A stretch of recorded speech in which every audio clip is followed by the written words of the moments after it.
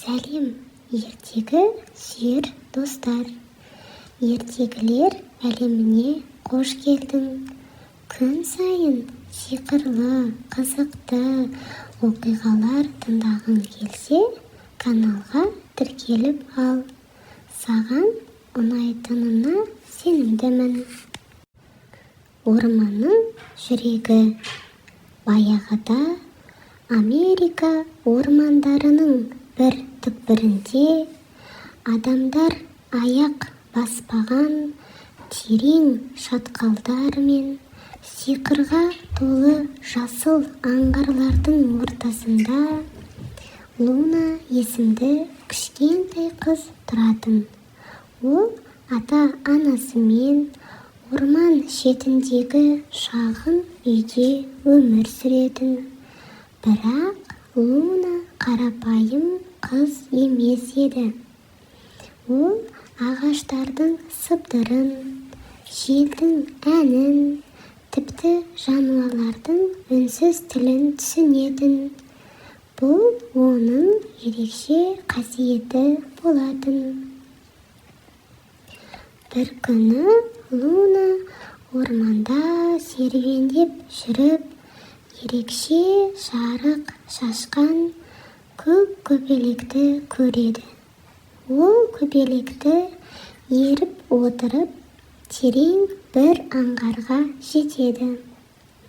Сол жерде ол айнадай жарқыраған көлді және көлдің ортасында тұрған күмістей жарқыраған алып ағашты көреді. Ағаштың бұтақтарынан алтын жапырақтар салбырап тұрды. Бұл орманның жүрегі болатын.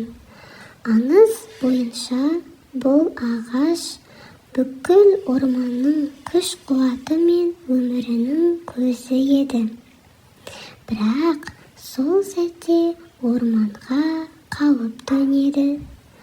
Қала жақтан келген адамдар ағаштарды кесіп жол салмақ болады. Олар орманның жүрегіне де жетуді жоспарлайды. Луна оны сезіп, орманның рухтарымен кеңесіп, орманды аман алып қалудың жолын іздейді.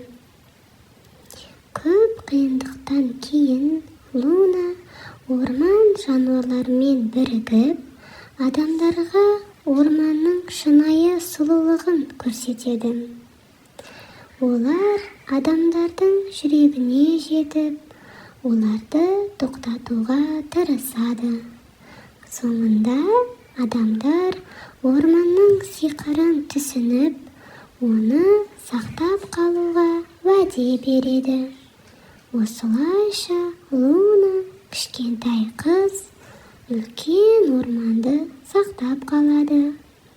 Ол табиғатты сүйген жүректің кез келген қиындықты жеңе алатынын дәлелдейді. Осымен ертегі аяқталды.